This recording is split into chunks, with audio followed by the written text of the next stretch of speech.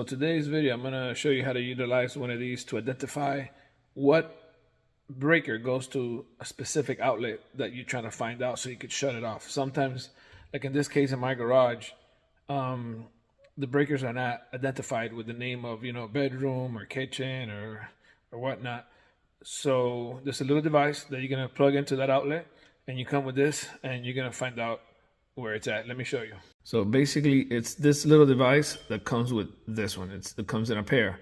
This is the transmitter, and the little bulb in the bottom will light up once you connect it and there's power there. You see how it's lit up?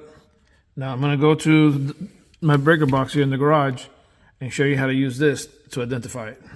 So now you come to your box, turn on the device, hit the button on the side, and the instructions say to swipe down on both sides. I guess so you could recognize or something, but then you go slow and it'll beep on the actual breaker, which is that one. You see? Nothing else. Let's go backwards. So that breaker will correspond to that outlet where I have the transmitter on. Once I turn that off, then the little bulb will turn off and the transmitter. I'm back to the transmitter. I turned the breaker back on, so the bulb came back on, but it was just off. With that said, when you do this test, that'll shut off power to here. Now, what I suggest you do is that which is very rare, but that you also check up here and plug it in and make sure that the light is off also, meaning that that breaker turned both of them off. Because one thing that most people don't know is that you could actually have two separate breakers. So you could still be have live cables back there even though this is off. I'll show you right now why. Okay, and here's why. As you can see, normally with a standard connection, what you're gonna see when you open that up in the back, that you take out this outlet out, you're gonna see right here a wire, over here a wire, and over here. This is going to be ground. The one that is silverish or chrome is going to be neutral. And then the one that's going to be kind of gold will be for the hot, which means black is going to go with the gold and a white's going to go here. And that is normally.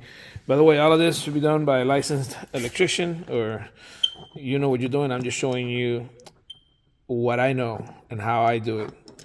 But electricity is dangerous, so get a qualified person to do this.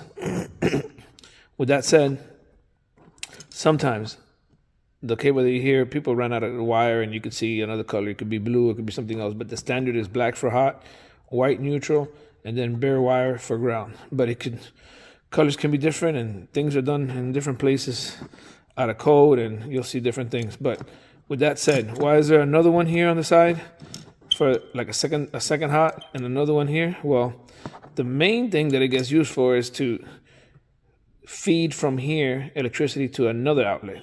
So, one comes in here, the hot, and then you could get hot out from here to go somewhere else. And same thing with neutral.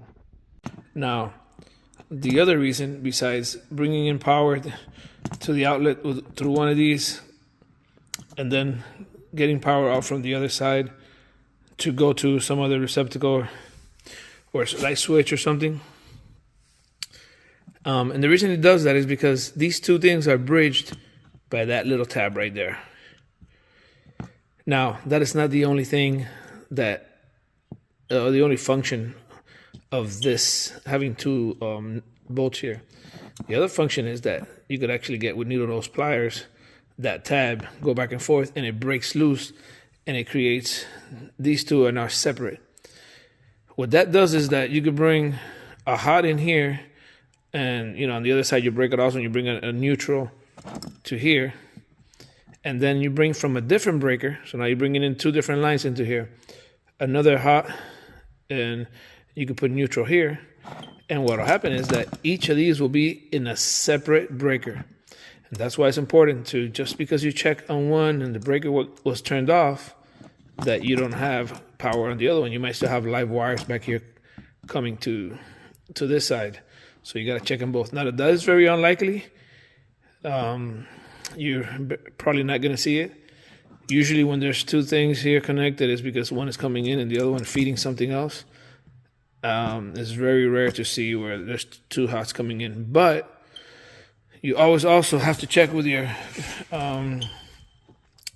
contactless little device tester to make sure that inside that box where you pull this out of, there's not another wire that's hot that could be coming through there going somewhere else, and it was held by a wire nut with a nut to another wire, and the wire nut comes loose, so you can still get electrocuted back there. So always check to make sure there's no power. So once you check that none of these have power, you put in your contactless tester to the side and move it back there and touch all the wires, make sure nothing is hot. Sometimes you got to take off these bolts and pull it out a little bit, but before you go around, you're sticking your hand in there. Be very careful pulling this out and check that there's no other wires back there that are hot, because it does happen. That's it for this video. On the next video, I'll show removing one of these. And so I'll catch you on that one.